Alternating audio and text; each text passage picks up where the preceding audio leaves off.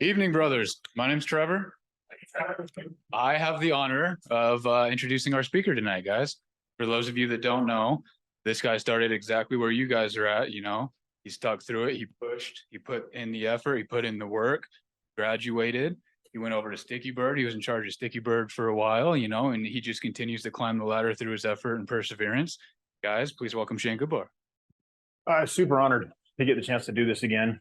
I don't know that I've ever actually done a task talk. I did spiritual or Sunday connections. I've talked a couple other times, but I don't think I've actually ever done a task talk. So this was cool. I still haven't signed the video release waiver. So if I see this on YouTube, I'm just kidding. A lot of you guys know me. I've got to interact with a lot of you, and I just want you guys to know that it has meant as much to me as I hope it did to you. Getting the chance to continue working here and stay close to home and to keep doing what we do here at Red Barn and being able to give back. I still learn and grow every day. One of the reasons that I'm so, I get strong in my sobriety. One of the reasons that I'm still so good, that I still have a good foundation, that I can still deal with hard stuff, is because I work here, because I get to interact with you guys daily. So first, before I even kind of go into my story or anything, I want to say from the bottom of my heart, thank you. My family thanks you. I thank you. I wouldn't be the man that I am today if I had gone somewhere else, if I didn't work here, if I didn't still get to come and do this. So again, thank you. Life story. So I grew up in a good house. I had good parents. They did the best that they could do, just like every parent, right? They didn't have a rule book or a manual. They figured it out as they went, and they did the best they could. Mom and dad got divorced when I don't even remember. I was a baby, like right after I was born.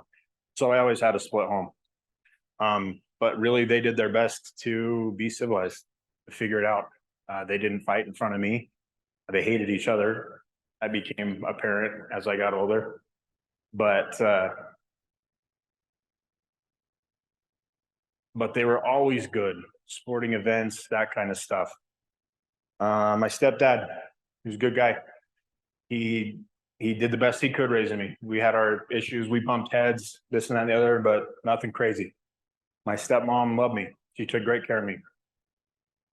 All of my family was awesome. I had great influences around me all the time.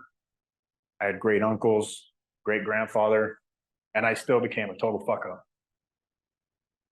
In my opinion, that's a little bit worse than somebody who grew up doing dope with his parents, Mom taught him how to shoot up, that kind of stuff. Like, didn't have a fucking chance. He just didn't. I had all the opportunity in the world. And through hard work and determination, I messed it up every chance I got. Just straight up and down. That's what I did. Up until, I don't remember, 6, 7 years old, everything was pretty normal. It was good. Normal childhood, everything. It was fine. When I was about 6 or 7, I had a cousin that was 4 years older than me. He molested me. It was kind of a group. His friends, sometimes his friends were there. Sometimes it was just him. My stepbrother was involved as well. We were both, me and my stepbrother, damn near the same age, a couple months apart.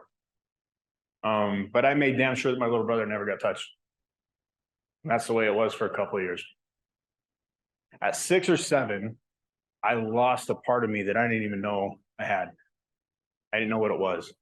But I learned how to be duplicitous. I learned how to lie.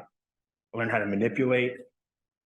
I learned how to do all the stuff that we all do. And I learned it at like 6 and 7, not to get an extra cookie or to not eat my dinner and get dessert, but to hide this fucking tragedy that just happened, right? Because I still had to put on a face. I still had to be okay to mom. I still had to look dad in the eye and do all that stuff. But I was broken in ways that I didn't even know. So I put on my best face. I acted right.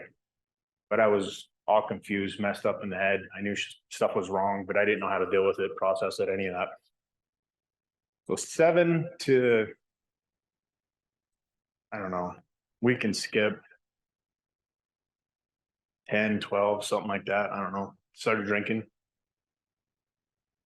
First, it was just a beer, and got into the old man's liquor cabinet, started drinking whiskey. The point is, at a young age, I figured out that this liquid made me not really give a shit. I could escape. It didn't matter. When I was in front of people, I didn't drink or anything like that because I had to be on my toes. I had to be on my game. I couldn't get caught off guard. I still have to be a good, I have to be okay, I have to be the perfect son, all that kind of stuff. But when I was alone, I could just get drunk and drift away. I didn't have to worry about anything. I didn't have to think about my cousin, anything. All the lies that I told, everything that I was trying to keep straight in my little head. So up to this point, right, my early teen years, I'd say it's fair to say I was a victim.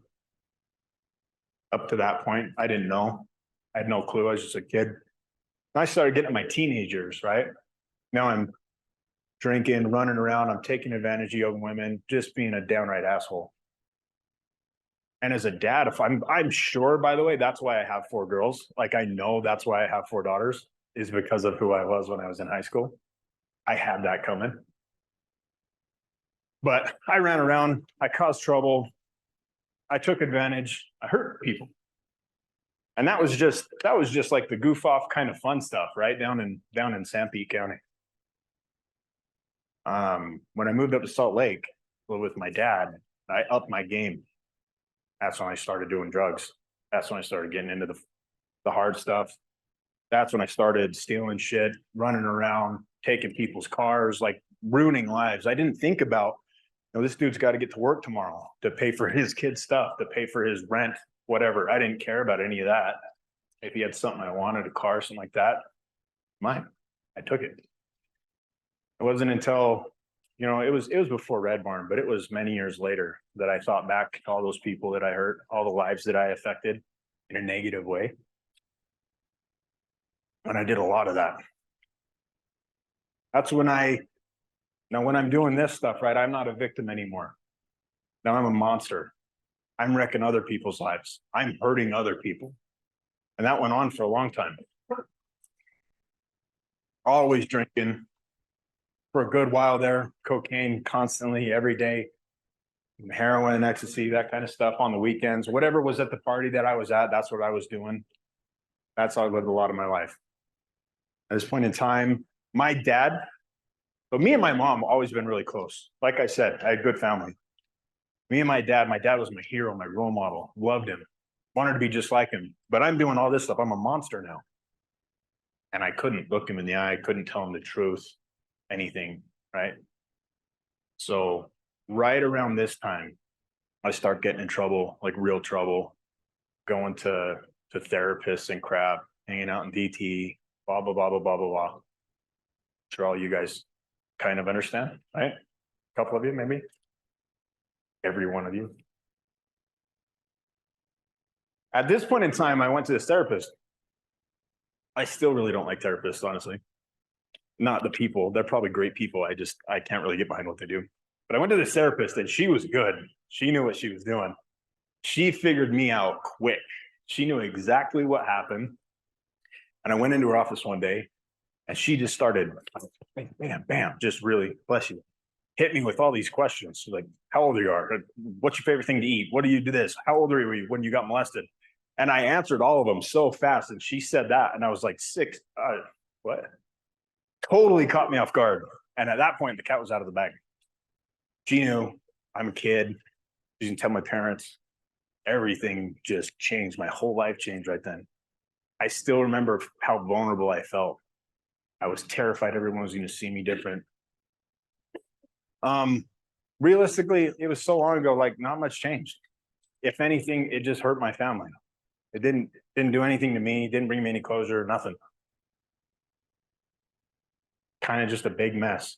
But like right around this time, right? That's when I just went full out deep into addiction.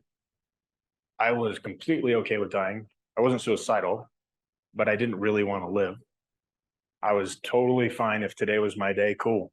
And I did all sorts of stupid crap, took dumb risks, you know, surfing on the top of the car, going 90 down I-15, just all sorts of dumb shit like that all the time. Me and all my friends, again, putting countless other people's lives in danger, not caring about who we hurt, what we did, who we impacted, nothing, just monsters.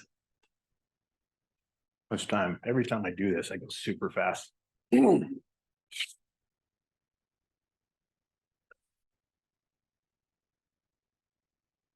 That period of my life, I have a lot of regrets.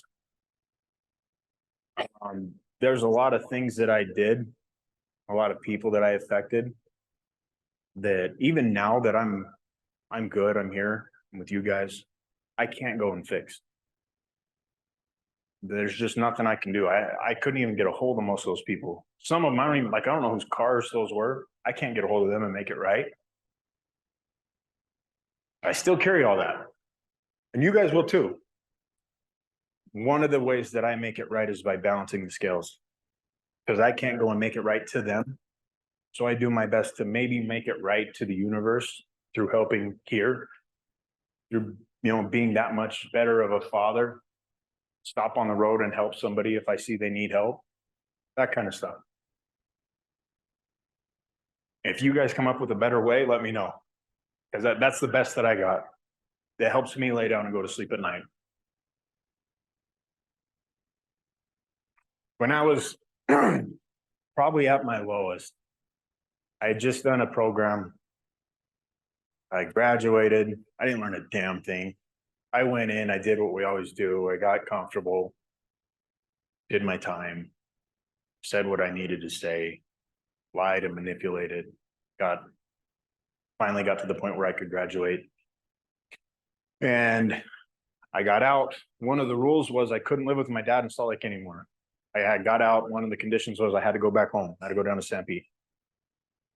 It wasn't like I was going into anything bad. Like I said, good mom, good stepdad, did the best they could. So I was going back to the farm, going back home. I got home. I kind of got set up, got a cell phone. First thing I did was get a hold of Julio. Dude down there, I don't know that he's ever had a job. He has the nicest damn truck in town. Was pretty sure how Julio got his money. So I called Julio and I told him what I wanted. And he was going to get it for me. I told him I didn't want any, I didn't want any cheap crap from down here. Like I want some good stuff. I said, okay, I'll get it for you. It'll be next week. I gave him the money. I was waiting for next week. In between, when I talked to Julio and when I was going to go pick it up, let's just say I was going to pick it up on Thursday. Okay. On Wednesday, I went out on a date with the gal that I knew back in high school. It was a pretty cool date. For the first time in my life, I listened to my mom. I don't know why. I just did. She said, don't kiss her. Don't even kiss her goodnight. Don't do anything. Take her on a date. Take her home. Don't kiss her. Don't do anything physical, anything like that. And even when my mom was telling me that, I was like, okay, whatever, cool. That was not my plan. But I went and I picked her up. And for whatever reason, I did. We went on a date. It's cool. Laid under the stars, hung out, we talked. She knew a little bit about kind of where I'd been and what some of my life looked like, but she didn't know all of it. So I told her. She asked me how I was living up with my dad. I told her some of it. And I asked her, like, would you have dated me? Or what if I did some of that stuff? Would you date me? And she said, no way in hell would I date you if you were done that stuff. And I knew at this point in time that I was meeting Julio tomorrow. We had a great date. Took her home. I dropped her off. I didn't kiss her. Nothing. I was driving home thinking I was an idiot. Like, why didn't I kiss her? She probably doesn't think I'm into her. She called me, or she shot me a text, something. I can't remember. She got a hold of me though right after. She said, that was awesome. Thank you. Thank you for being a gentleman. I'd love to go out with you again. I called Julio. Said, dude, I don't need that shit. Keep it. I don't want it. And I never did drugs again. That was it. I was done. Well, no, wait, hang on. That's not true. I'm sorry. I did do drugs again. But I never told her. So I told Julio to keep it. We're good. So we're dating little bits here and there. Every now and then I would go up to Salt Lake. I would do cocaine. I would hang out on the weekends, whatever. Nothing really crazy. I was sick of being away, DT or a program or that kind of crap. Very quickly though, we did get physical. And like I said, I'd done cocaine maybe a handful of times. I'd smoked a little weed, that kind of shit, nothing crazy. I still drank a good amount. And I found out I was going to be a dad. And that's when I called Julio. And I said, I don't need that shit anymore. I knew one thing at that point in my life.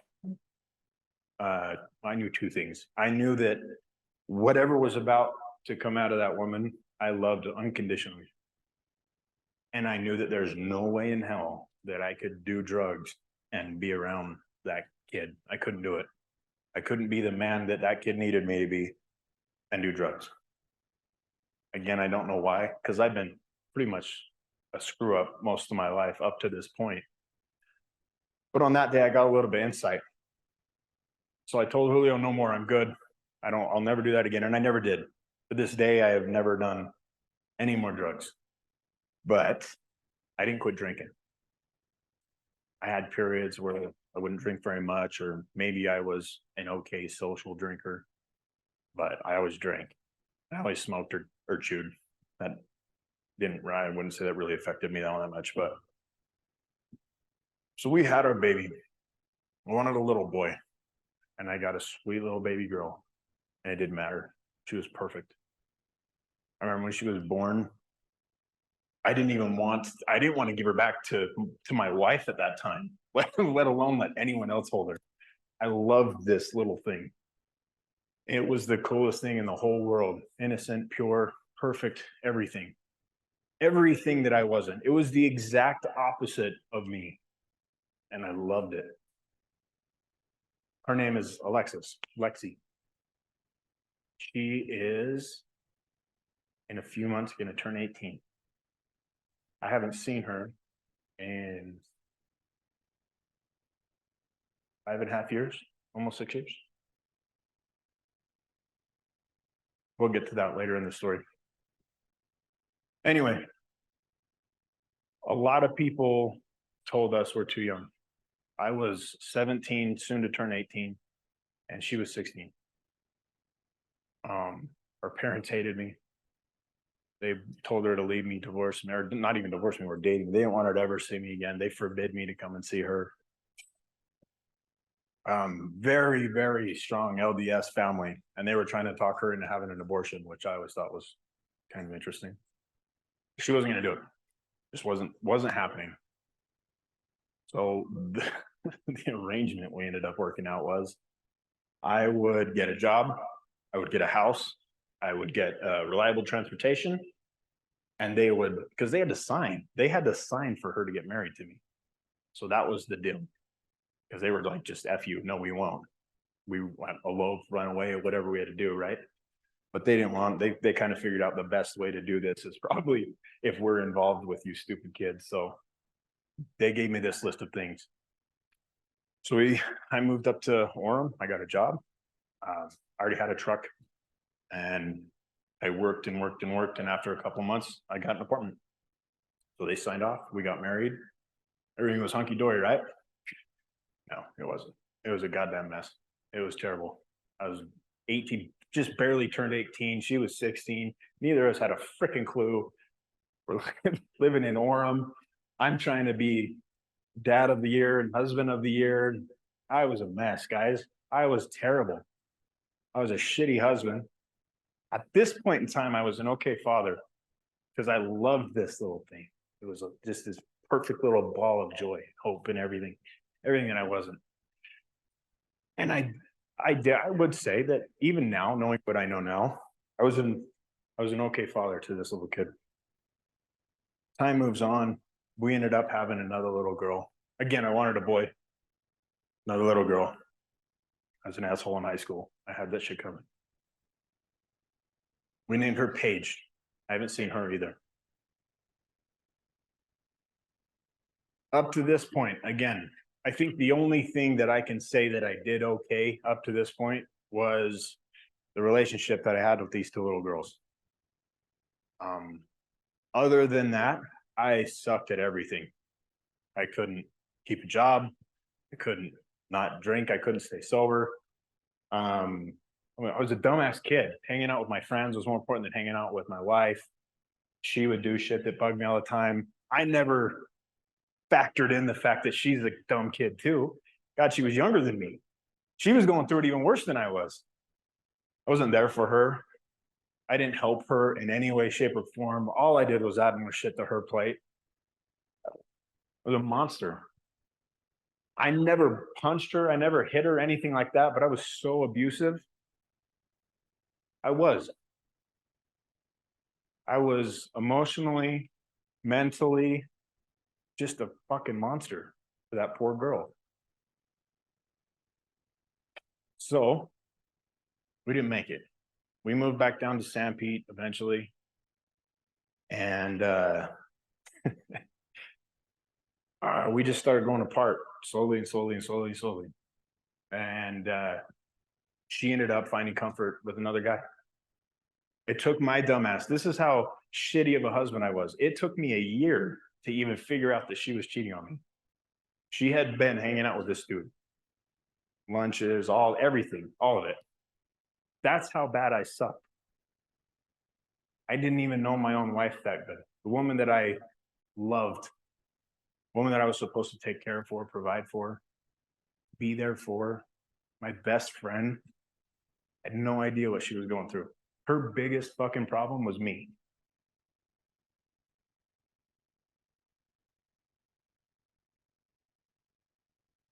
This is when everything went south. So right before, I don't know, maybe 6 months before she actually started having an affair, I finally quit drinking, quit chewing.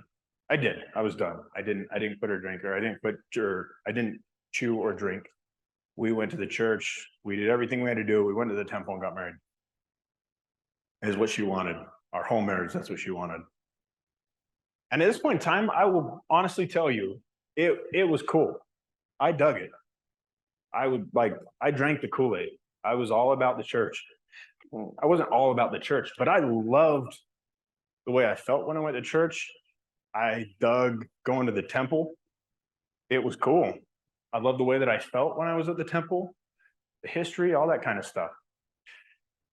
I kind of did the math. I thought of everybody that I went to school with, and I thought of all the ones that were LDS and all the ones that weren't LDS. And then I looked at them. Where are they today? What's going on in their lives now? And all the dudes that were LDS in high school and middle school and everything had pretty good lives. And all the knuckleheads that weren't, they were all doing the same shit they were doing in high school. So I thought, why wouldn't I want to raise my daughters in the church? That makes sense. So I drank the Kool-Aid. We went to the temple, everything. We went and did the endowment session, and then we went and got sealed. And after that, there was only one other time that she went back with me. We went with a group of friends. They invited us, so she had to go, right, to save face, whatever. But then she always had a reason. She always had an excuse. And again, I was such a piece of shit husband that I was just like, no, fuck you. I'll do the right thing. If you don't want to do it, that's on you, whatever. The reason she wasn't going back with me was because she couldn't. She wasn't worthy, because she was hanging out with this other guy. And I didn't put it together. So finally, one day, it all comes together. I figure out what's going on. I confront her about it, confronted him about it. And we didn't make it. I tried to work it out. Well, now see that's kind of bullshit. I told everyone that I wanted to try to work it out. And I really did want to work it out, but I didn't fucking try. Not really. It was just, I got you now. You screwed up. I'm the good one. All these years I've been the screw up and you had me by the balls. Now you screwed up. I got you. You're going to be the best wife in the world. And it didn't happen that way at all. We just got worse and worse and worse and worse.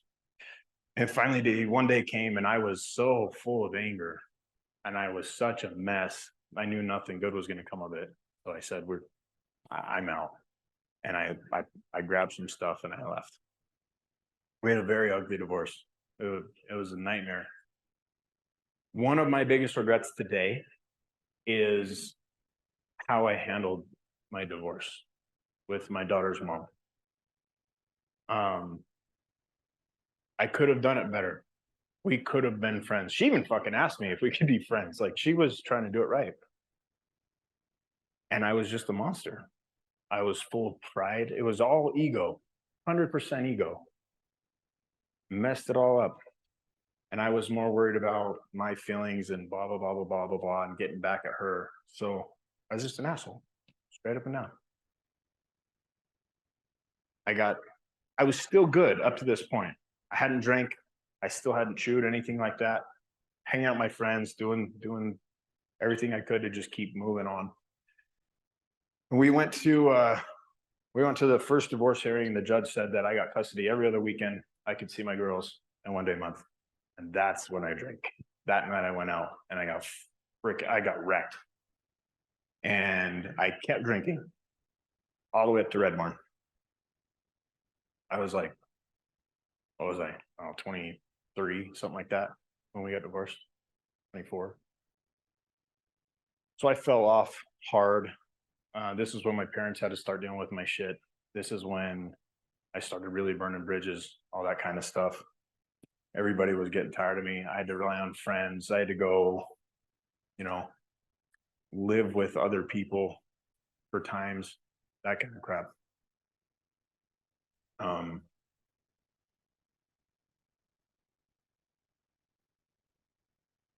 The divorce hearing went on for a while. We weren't quite divorced yet, but this is when something cool happened because I was back to, I don't really care if I die. Like I said, I was never suicidal, but I didn't really give a shit. I was back to that. And I ordered a pizza. I didn't even mean to call. So there's 2 pizza places down there. This becomes relevant in a minute. There was Cavalier Pizza and there was Main Street Pizza. And I didn't like Cavalier's Pizza all that much. I like Main Street Pizza. So I called Main Street. I don't know how I fucked it up, but I got a hold of Cavalier. And I already had them on the phone. They're like, what do you want? I'm like, oh my God, whatever. So I just ordered a meat lover's pizza, some cheese sticks, and the Country Time pink lemonade. And they said, all right, cool. I remember exactly what it was. So I'm hanging out. I was having friends come over. At this point, I'm living with my parents because I just got my stuff. And I left my wife.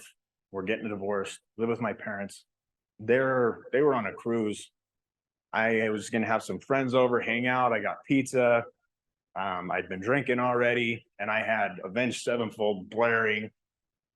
And this poor girl who was bringing me the pizza was like knocking on the door. And I had no clue she was even there. I had no idea. And then my dumb ass goes, if somebody comes, I won't be able to hear them. I'm just going to leave the door open so they can come in. So I open the door and there's this girl standing there with my pizza. And instantly there was something about her. She was so full of hope, joy, happiness. She was bubbly. She was everything that I wasn't. And I wanted more of it. I wanted to be around it. So can you imagine her just take your fucking pizza and leave me alone? And I'm like, you should hang out. Like, you should totally just hang out. I got friends coming over. It'll be awesome. And she's like, no, there's no way I'm staying here. Well, that girl is Erica. That was Erica. That's how we met. That's my wife today, for those of you that don't know. Her name is Erica, and we met when she brought me that pizza. And I gave her like a $10 tip. I went in, I threw the pizza down, and I was like, God, that girl was awesome. She was awesome. And I knew that they wouldn't give me her number, but I was going to call Cavalier and say, hey, will you give her a message? Tell her, call me, text me, whatever. While I was looking it up, she texted me because she had my number to bring me the pizza. She's like, you're really hot. That was all she said. So we went down this whole road. That was Saturday night. Friday, I wrecked my friend's car. It was my 3rd DUI, I think. And I totaled his car. We got in this really bad wreck. I rolled 3 times, endoed it once. The dude that was in the passenger seat shot out the back window. I always teased him that he was a coward. He couldn't even write it out with me. So he just bailed. He was okay. He didn't get hurt. I'm beat up. I order a pizza. I meet this amazing girl, and I didn't know it. But Monday morning, when the prosecuting attorney found out that I was not in jail, he issued a warrant. So Monday afternoon, they came and knocked on my door, took me to jail. On the way to jail, I messaged, because I'd been messaging her all day, right? So I messaged her, said, hey, I'm going to jail. Can I have your address so I can write you? I have no idea what I was thinking. And she was dumb enough, and you could tell her I said this, that she gave me her address. She thought I was messing with her. She's like, you don't have to lie. I already think you're cool. Like, you don't have to pretend to be a bad boy. I'm like, no, I'm serious. So I sent her, because I knew all the cops. So they gave me my phone. They handcuffed me in front so I could let people know that I was leaving. I sent her a picture of me in the cop car with the handcuffs. And I have no idea why, but she gave me her address. I went to jail. I think that time I'd been in jail several times already. This time I was in, I think it was only 3 months is all. So 3 months in Sanpete County Jail, a jail that I built, by the way. I was cash value electrician, and I built this jail. I'll get into that a little bit later too. There's actually one spot in Sanpete County Jail that you could get out of one of the pods. All the other ones are 100% secure, but there's one pod, one section that there is a way out. And I showed them. They didn't believe me, so I showed them. They always joke. They wondered if I hid porn and anything around just in case I ever came back. I didn't, but I should have. That was a good idea. I didn't think about that back then. Isaac would have too. Anyway, I'm in jail. I'm writing this completely innocent, totally naive, borderline stupid, amazing girl. She's also writing a missionary at this point in time. So imagine her poor parents, right? Oh my God. Anyway, moving on, I get out of jail. We start dating. We hung out for a year. At this point, I was seeing my daughters every other weekend. I was a mess.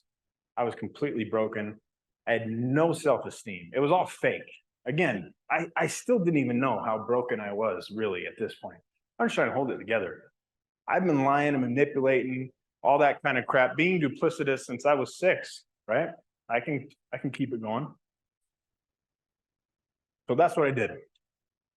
Rode it till the wheels fall off. But we were married, or we were dating for a year. I proposed to her. We got married. A little bit later, we decided we wanted to have a kid. And I'm thinking, I'm going to get a boy. We have a kid. It was a little girl. I was an asshole in high school. We get another little girl. Everything's pretty fine. Normal little fights. I'm drinking after work, on the weekends, with my friends, whatever. Let's just call it a functioning alcoholic. At least that's what I called it. I was a functioning alcoholic, but I'm still a monster. I'm still a mess. It's just all bubbling beneath the surface. Moving on. Everything's good. We move around. We do normal things. We have another baby. We decided. The second 2 were planned. The first 2 kind of just happened, but the second 2 we actually sat down and planned. At this point in time, I was praying for another little girl. I would have no clue what to do with a little boy. I have no idea. I don't even want boys. I don't like boys. I hope I never see another little boy. So we find out it's a little girl. I'm freaking ecstatic. So I got my 4 little girls. We're done having kids. Everything's good. I really think Erica thought, for whatever reason, we'll have another little girl and it'll fix problems. Like, she was kind of under that delusion. I don't know why. I never felt that way or thought that way, but it just added. Like, there was more things, more stress, more everything. At this point in time, I violated probation. I've been back in jail for another 6 months. So she was working, raising Jaden, the older one that you guys know, by herself for half a year. We have another baby because that's going to fix things. It just adds more. I can't get off AP&P. I keep screwing up left and right. I can't stay sober. I can't stop drinking. So we move up north thinking that'll help. I actually had to check in at this AP&P office. We lived in Layton. So my wife drove me to that office and I had to check in with people over there for a point in time. I love walking in there today. It's awesome. Anyway, we moved to Layton and that's when everything just starts to go horribly wrong. Up to this point with Erica, I saw some of my issues with my first marriage, and I did everything I did a lot to try to not be that monster again. I tried to be a good husband, a good father. But I'm still a mess. Guys, you don't know what you don't know. We moved to Layton and the drinking goes off the fucking charts. I was drinking a lot. I have no idea. I have no idea how I'm still alive. It was that much. I would drink and drink and drink and drink and drink until we ran out of money. There was no other way that I could get alcohol. Now it's come to the point where if I don't drink, I am deathly sick. I can't walk. I can't get up. I can't even walk to the bathroom. All that kind of stuff, pissing myself, just a mess. Going through, the DTs and shaking and shivering. When we were in Layton, I turned back into that monster, but worse, because I was shit-faced all the time. It would get way out of control. I was a terrible person. I was a terrible husband. My older daughters, and Jaden had to see a lot of that. Finally, the wheels fall off, and we have no other choice but to move home with them. I'm in my 30s at this point, guys. I'm a 30-year-old man, a 30-year-old man-child, I should say. A complete wreck. I suck at life. I'm completely and hopelessly addicted. At this point in time, I probably would have done anything you put in front of me. Luckily, I didn't really know anybody that was doing a lot of drugs or anything like that. It was just alcohol. All my friends were drinkers. That's how it was. So we move home. I think I just got my 4th DUI, and I know I'm probably going to prison. So before we go, I say I want to take it to trial just to buy time, all that kind of crap. So we get down home. My whole goal is to get Erica and the girls set up so that I can go to prison for however long on the stupid DUI charge because I couldn't get my shit together. Ended up, I guess. What I ended up getting was 8 months in Utah County Jail. I think I had been in there for a couple weeks. It was right at the very beginning of my stay. And I don't know how many of you guys know these two, but Alan Farringer and Dave DeRocher, at this point in time, were the founders of the Other Side Academy. They were the two guys that were rocking and rolling and getting that going. So these two guys, these two little it seemed like they were just little pissed off, angry bald guys came into our section and just started fucking tearing people up. It was awesome. But I remember they were telling me about the program. They were telling me what it was. Some idiot goes, "Hey, I know a girl that goes there." And then they lit everyone up that if you ever talk to a girl in our program, you wish you had and everything. They're telling us about accountability, about integrity. They told us a little bit about their background. They told us that the only difference between us and them were they were wearing different suits. They had been right there. And that was the first time in my life that I believed maybe I could be something else. Maybe there was some hope. And I remember sitting there thinking the whole time they were talking, like, I need this. I tried to go down the military branch like 3 different times, and every time it didn't work out, mostly because of charges and that kind of crap. But there were 3 times that I tried to go in the military because I was hoping maybe the military could fix me. Probably wouldn't have. That's what I was hoping. So when these guys came in and started telling me about this program, I was like, I need that. I knew in my heart I needed it. And then towards the end, they said, it's just 2 years. And I was like, there's no way in hell I'm trading 8 months for 2 years. You know, you almost had me though. That was a good job, guys. So they left, they did their thing. And I went into the GI program. I went out to the steel factory, and the entire 8 months, I had a cell phone, I had tobacco, and I was drinking the whole time while I was there. I didn't learn a fucking thing. Nothing. Erica is out here taking care of my two daughters, and my first wife is working and taking care of my other two daughters. And I'm just in jail, kicking back, bullshitting with the guys, drinking, chewing. But I got a cell phone, so I can call her and get my validation because I'm just a piece of shit. I have no self-esteem. And I'm just more, Erica, more. Give me more. I need more. She could never give enough. I was sucking her dry, and I didn't even know it. Still to this point, I had no idea. Did my 8 months. I got out. There was a dude that worked at the still place with me. I kept my job there. They hired me on the spot. I have so much charisma, right? Everybody in here, there's so much potential, so much charisma. I mean, when we want something, we do. So I play the part. I say all the right things. I get the job. Dude lets me move in with him. We can ride to work together. I'll work here for a little bit. I'll get my own place. Erica and the girls can move up with me. We'll all live happily ever after. And I'm telling her this whole time, I'm good. Obviously, I haven't drank. I've been in jail. I'm not going to drink. I'm done. I'll quit for you because I love you. Fucking bullshit. 10 days.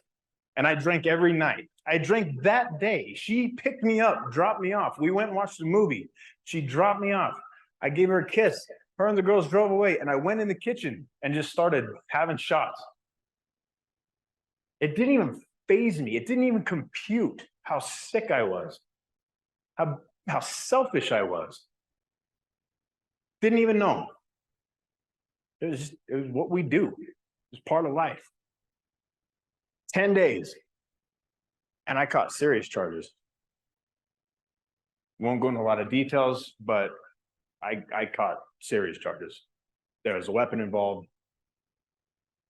Big fight at the house. So I'm back in the same jail that I was just at. Everyone just looked like, what the fuck are you doing here? All the jails, all the guards, everybody. And at that point in time, I remember sitting in that little room, the processing room, whatever the hell they call it. And I remember sitting there, and I had my one phone call. And I knew I had to call Eric. I had to, because I had to let her know. I don't need anything, but she needed to know what happened. I had to make that phone call.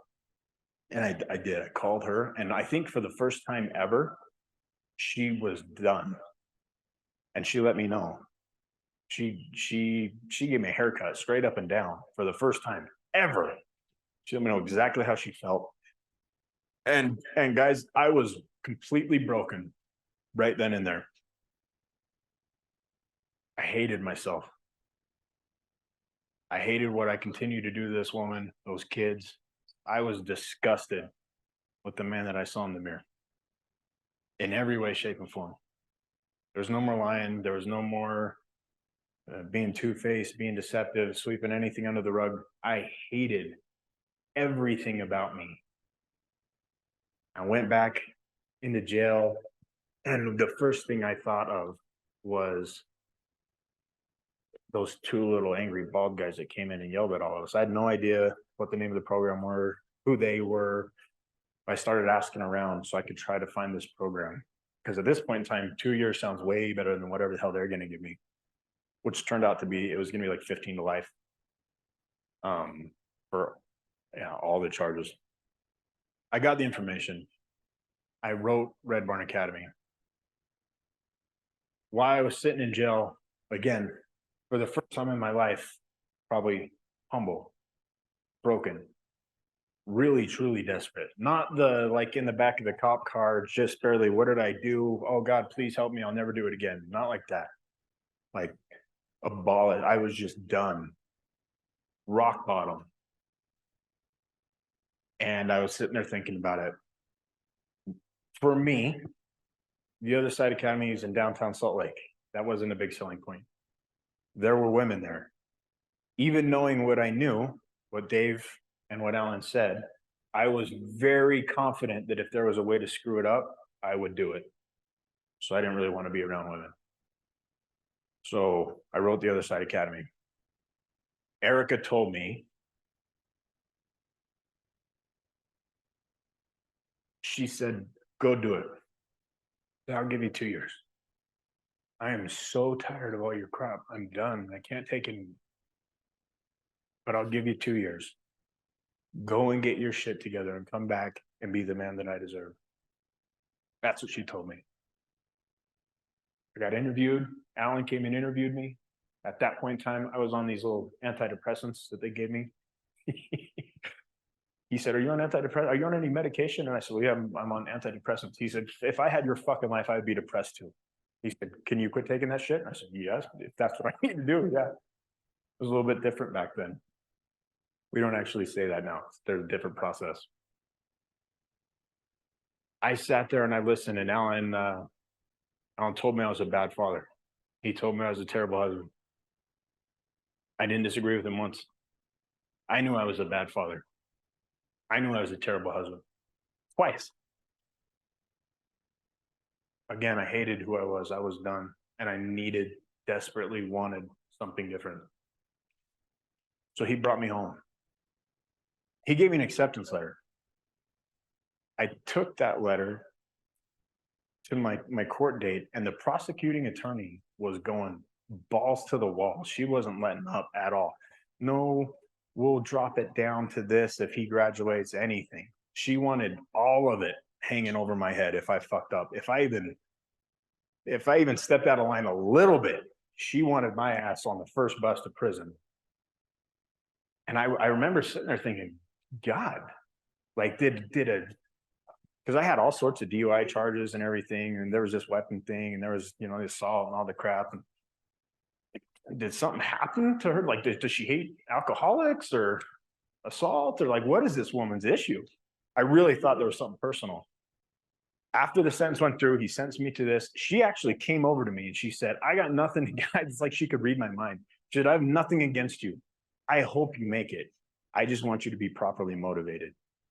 When you think about leaving, I hope you think about all that shit that's hanging over your head. And I was, bitch. I was serious. I had no idea what to do. I couldn't take her seriously. I was like, oh, wow, whatever. You got your issues. But after I graduated, I was thinking about my judge. I was thinking about the prosecuting attorney. I was thinking about that. And I hope one day I run into her so I can thank her and just shake her hand. There was one night out here, and I'll tell you about that in a minute, where all that shit saved my life. It did. That woman, she played a role in saving my life. That's when I came to the barn. That's when Ellen came and got me. I walked out of the jail. The only thing I had on when they arrested me was a pair of shorts. So I walked out of jail in this borrowed, stupid hoodie, probably BYU hoodie. I don't know what it was. I was down in Utah County, right? And my orange flip-flops. I walk, and Alan's standing there, and I walk out, and he goes, "Whoop, rough night, huh?" We got in his truck, and he drove my ass here. When I got here, I thought we were going to be milking dairy cows and like maybe going to work. I heard they had a store. I was like, we were going to like the Red Barn Smiths and selling groceries, and I would get paid. And with that money, if I wanted to, I could buy chew. That's what I thought I was walking into. I swear to God, that was what I thought this was. And I was in for a rude awakening. It was a pleasant awakening. At this point in time, guys, I still can't stand me. Still hate me. I'm still broken. And I knew if there was a way that I could screw it up, if there was that group, that one group of guys, you couldn't hang out with me. I got the good shit. It's over here. I knew that my chicken shit ass would fall in line and I would go and do that kind of crap. Thank God none of that shit was going on. There was nothing. A dude in jail asked me to pass a message on to somebody. Let's say his name was Smokey. It's not, but let's just say that's what it was. He said, tell Smokey when he gets out, I got everything locked down out here on the streets for him. It's all good. And I was like, why the fuck? Why would I tell him that? He's at a 2-year academy trying to get his life together. Remember, I am just desperately hoping that this will help me so that I cannot be a screw up anymore. That's where I'm at. Emotional as all get out. I couldn't go a day without crying when I got here. But he tells me, tell him, you just tell him. And I said, why would I tell him that? He said, oh no, he ain't gonna change. He's just trying to like miss a prison sentence. He'll be right back out here.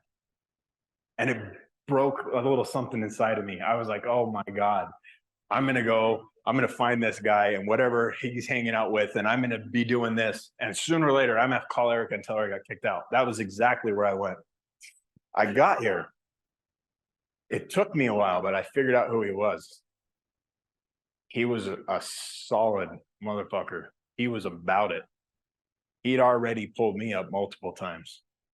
I saw him pull other people up. He was a beast out on the moving crew. He was a beast everywhere. It didn't matter where we sent him.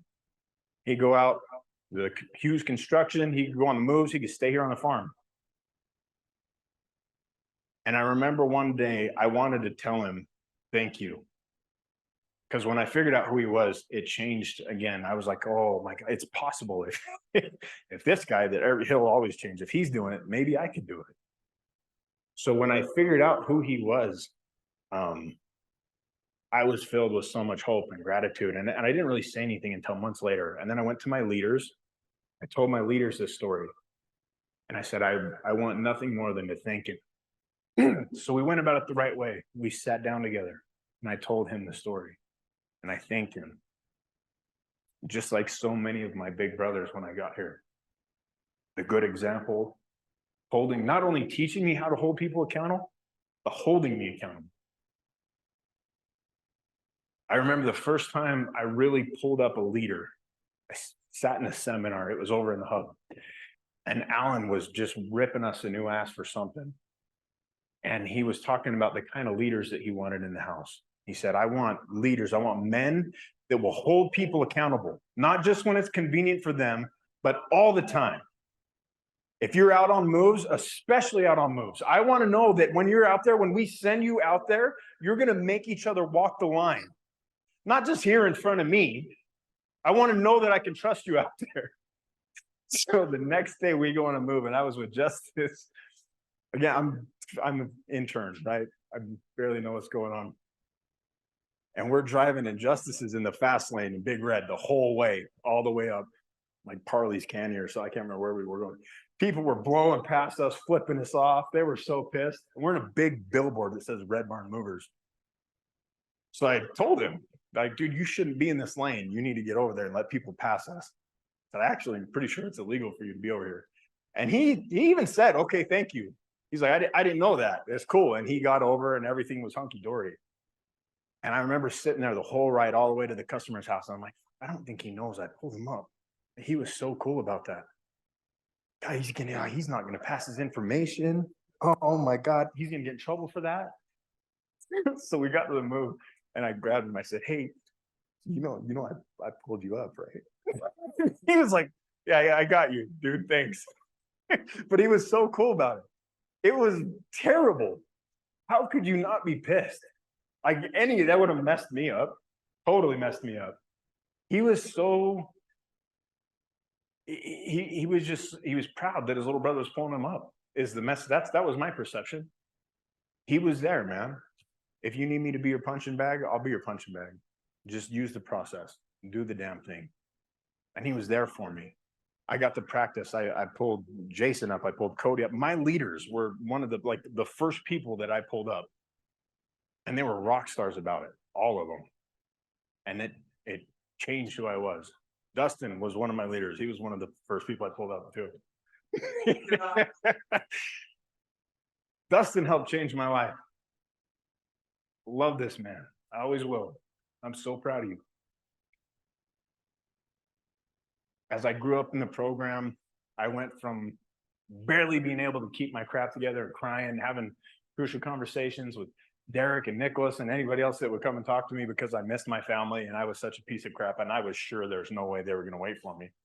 Just terrified, just scared. And all I knew was I wanted to be somebody different. I listened to my big brothers. I really quickly figured out that I wanted what Ben had. I wanted what Justice had. I wanted what Nicholas had. little bits of each. I figured out I really like this quality in Alan. I want that. So I did what he did. I remember sitting in the back of the moving truck going, if Alan was here right now, would this conversation be cool? And if it was like, no, it wouldn't. There's no way Alan would be here and this would be okay. I would end it. I'd pull him up. We shouldn't be talking about this. A lot of guys didn't really like me. I don't say a lot. There were guys that didn't like me. Most of those guys aren't doing good today. The guys that did like me, the guys that did respect me, the guys that was like, yeah, Shane's about it. Most of them are doing great today. You see the pattern. You hold people accountable. You stand up for what's right. The right people will gravitate towards you. The wrong people will stay the fuck away from you. All the ones that are sneaky and trying to get away with stuff, they will walk out when you walk in the room. They'll get up and leave. All the dudes that are about it, changing their life, stand up for something, they're going to have your back when you do something stupid. They'll be right there sitting at your table. They'll support you. They'll be by you. Most importantly, when you fuck up, they'll hold you accountable. Just like everybody else, I wanted to take State Street home on game nights. I wanted to miss games if we could. It changed when I got further along in the program. I remember not wanting to miss games. I'm a leader. I want to be there for my guys. I want to hear what they got, so I'm not just making up hours on the spot. I want to give them feedback. I got games coming. I don't want to get out there and be a piece of shit. I don't want to hurt Erica anymore. I don't want to hurt my girls anymore. I want to be a good man. Let's get to games. That's what it turned into. Whole person change, guys. Everything. I am nothing like the weak motherfucker that walked in here. And it's all thanks to this program. It's thanks to having faith in this program. I bought in early. I didn't piss around and waste a year. Day one, I hated who I was and I wanted to be something different, and I was all ears. And it's not to say I was perfect. I messed up left and right. I got pulled up all the time. Most of my pull-ups were for poor leadership when I was a leader. Honestly, I got that all the time. I remember being pissed at Ben one time. Why are you even keeping me in leadership? You always give me hours for poor leadership. It's stupid. He said, just go sweep. We'll talk about it later. That's when I learned how to not miss the point. It had nothing to do with the poor leadership. I found my part finally. Changed my, there's little, I could go back. I could talk for 2 or 3 hours about going back and all these little pivoting, life-changing aha moments that I had here. But for all you new guys, younger guys, pay attention to your old brothers. Listen to what they're saying. They're not just blowing smoke up your ass. They want to help give you what they got. Most of them, if they're telling you something, it's probably because they went through the same shit you're going through. And someone came and told them how to get over it, get better, that kind of stuff.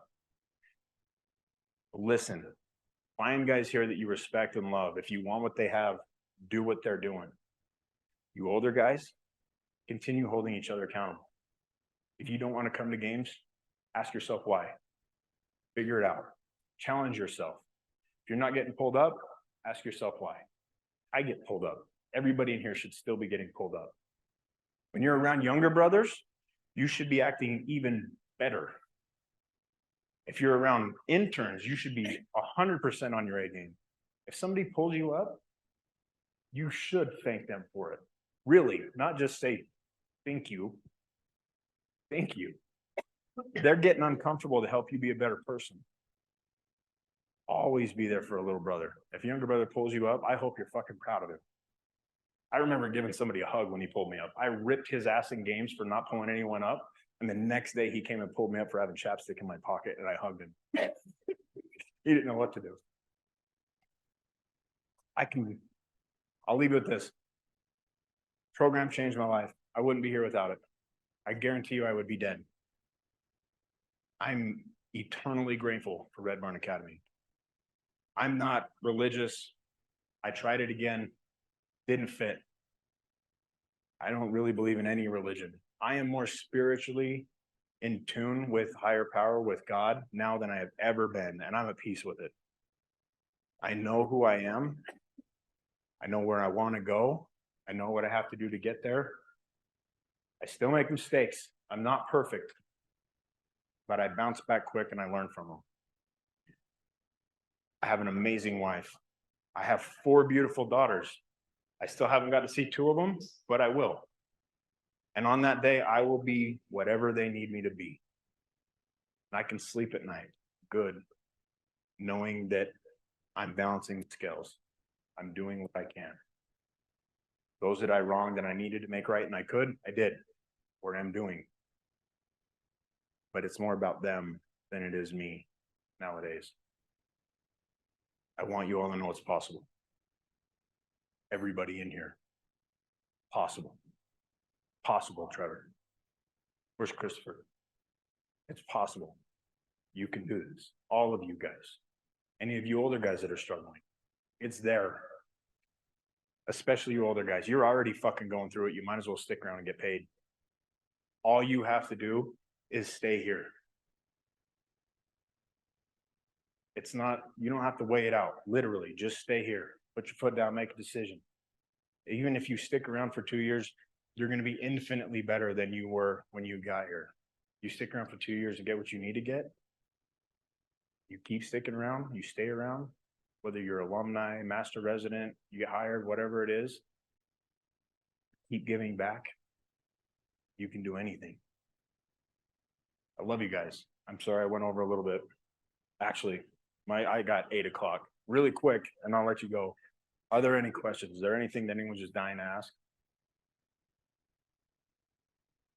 So, It sounds like you have found a way to be completely selfless, right? Like you're about the next person, help the next person. So I was just wondering, like, what do you do for you? What do you do for your self-care? so I'll give you 2 answers. One, I'm still a selfish motherfucker. I always will be. But my awareness is very high today. I'm aware that I'm selfish. So I catch myself and I actively make it about that. It's a lot better than it was now. I try to be selfless. I am much more selfless, but I'll always be selfish. I didn't come here and get fixed and now I'm good. I learned a new way of life. And to do for myself, honestly, I like my garage. That's my happy place. I've had a lot of our older brothers need help on their cars. Their girlfriends need help on their cars. I don't know. There's some master residents or graduates, alumni guys. I go and help them. I go and work on my stuff. I built that green Jeep. I don't know if you guys have all seen it. That's what I do, especially when I'm stressed or whatever. I go out in the garage. I don't go out there and drink and throw tools and make a mess anymore. I actually go out there and get some shit done. It's actually a lot of fun. Thank you. And this does more for me than you guys will know. If I'm having a bad day and my family, especially my wife, can tell, she'll tell me, go to games. Like, get out of here. And I'll come to games and I go home and I'm much happier. Not just because we yell, but because I get to give feedback and get feedback. Anything else? Will you discuss or talk about a little bit more that moment that made you really buy in? That moment where you decided that you were going to do whatever it took to stick through? There's only a handful of people. I don't know. I don't know how many people know this. That night, there was a night where I had all that shit hanging over my head because of my prosecuting attorney. It was very early in my program. We had a game. God, what is his name? Ed Rooney. Ed Rooney came. He was one of Alan's friends. He's involved with the therapeutic community. Dude that I'd never met before in my life. And we're in games. And Ed Rooney, the game was on Angel, and he's ripping my ass about being contracted up. And I don't know why, but it tipped me over. I was done. I was so pissed. I was worried about what all my brothers thought about Ed yelling at me. I got ours over here by this big pole. That's where our dumpsters used to be. And I was breaking up banana boxes from a donation and throwing them in the recycling bin. And I was just fucking boom. They would split open in one hit. Like I was taking it out. And I was crying. I was a mess. And I didn't think I was gonna make it. Just flat out the end. I didn't have what it took. I couldn't do this. I was broke. I knew if I left, I would lose Erica, I would lose my girls, I would lose everything. Guaranteed I'm gonna drink, and I barely made it here alive. And if I didn't have Eric and the girls, I'm sure I would have went a lot harder. So I actually, and I don't really talk about this, my brother killed himself. He just overdosed one night. I never understood suicide. I thought it was chicken shit. That night, I knew that if I left, I was dead. So I just thought about ending it. I wouldn't say I was suicidal, but I was playing the tape through. I was weighing out my options. And I remember thinking, what would it do to Derek? How would Nicholas and those guys? I had a lot of, Derek was the intern manager and Nicholas was my strength. And I thought, how fucked up would that be to do to Derek if I did that?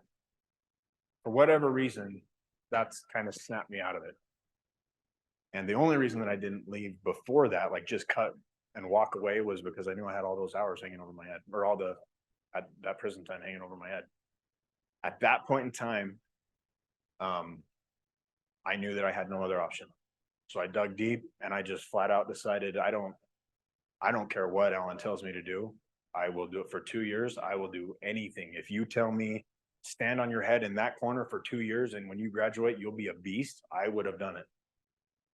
That was the night to change my life. And it was right up there. But I think about it every time I walk by that power pole. Thank you. Any other questions? All right, guys, let's Thank give you, him a guys. round of applause. Thank you for sharing with us, Shane. Anytime, dude. You set, the good example that we all aspire to be.